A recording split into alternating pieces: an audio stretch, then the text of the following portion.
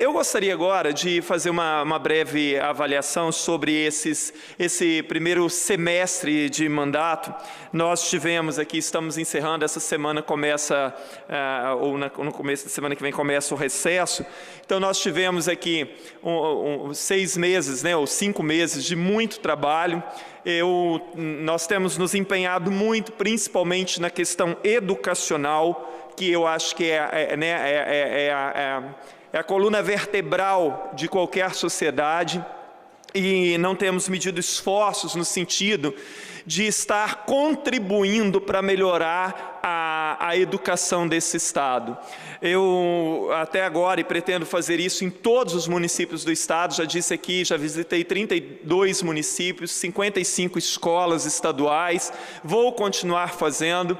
É um trabalho que não tem o objetivo de jogar culpa no atual governo, como muitas vezes as pessoas querem fazer parecer, como se eu estivesse o tempo inteiro colocando a culpa neste governo de que existem problemas graves na escola. Não se trata de colocar a culpa nesse ou naquele governo, mas de apresentar os problemas que precisam ser solucionados. De quem é a culpa? Talvez seja importante também fazer uma reflexão sobre isso. Não está certo que o tempo inteiro você diz, olha, isso é uma herança do governo passado e tal. A educação, a tragédia que é a educação brasileira, ela é uma herança de uma infinidade de governos. No caso do Espírito Santo, é meio complicado você colocar a culpa no governo que passou apenas, porque é muita coisa que está ocorrendo. Então, também o atual governo está colhendo uma herança dele próprio, porque, afinal de contas, muitos desses problemas e muitas dessas situações que as escolas se encontram, elas já estavam assim há 8,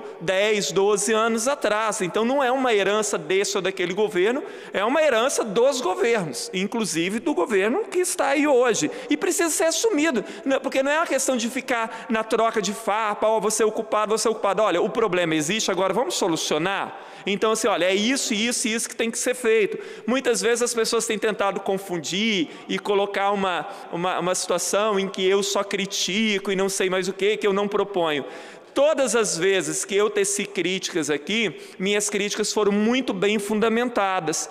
E todas as vezes que teci críticas, principalmente na área da educação, sempre fui propositivo, sim. Eu tenho defendido desde sempre que ou a gente oferece a infraestrutura mínima para as escolas, ou nós não vamos avançar nunca.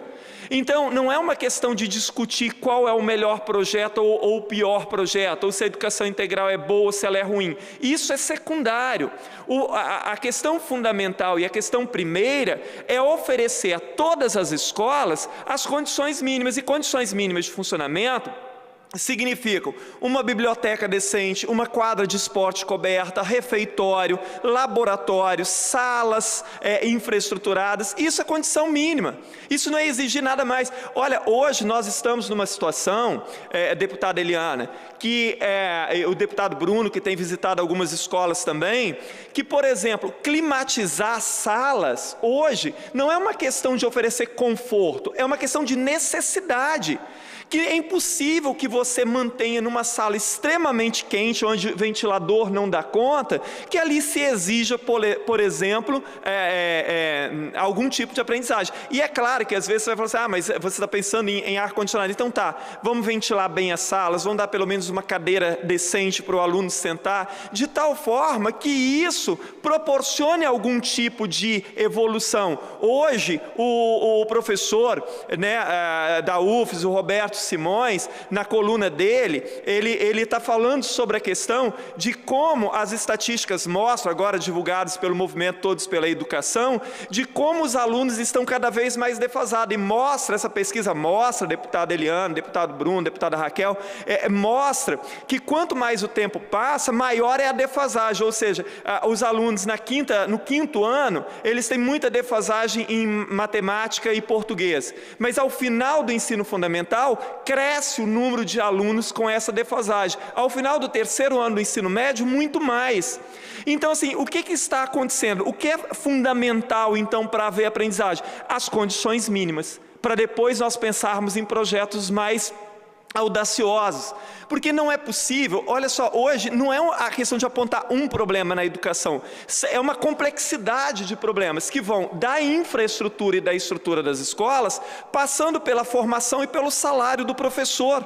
Não é possível, deputado Almir, que um professor receba o salário que equivale ao ticket de um conselheiro do Tribunal de Contas, ou de um desembargador, ou de um juiz, e que seja menos da metade do auxílio moradia, e que você consiga atrair excelentes profissionais para esta profissão, ao mesmo tempo em que a condição de formação dada aos professores também é muito ruim.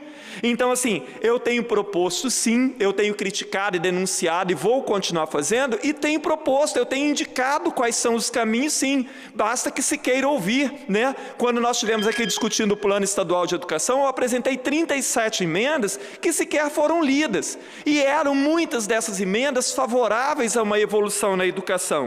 Muito obrigada à linda presidente hoje, e obrigado aos colegas pela atenção.